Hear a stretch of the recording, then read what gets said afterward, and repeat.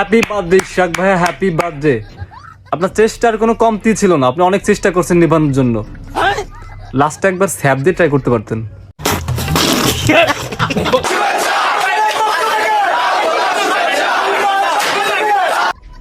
ইশরাক ভাইকে কি কেউ কখনো বার্থডে পার্টিতে ইনভাইট করে নাই? মানে তাহলে তো বুঝতো যে এটা ফুয়ারা, ওটা মোমবাতি না।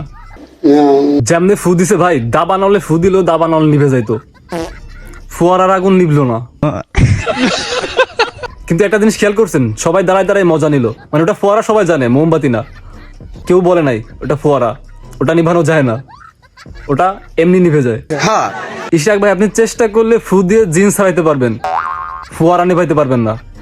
লাস্ট ট্রাই একটা হাত দিয়ে চপার মারলে ভালো হইতো ফোয়ারার উপরে।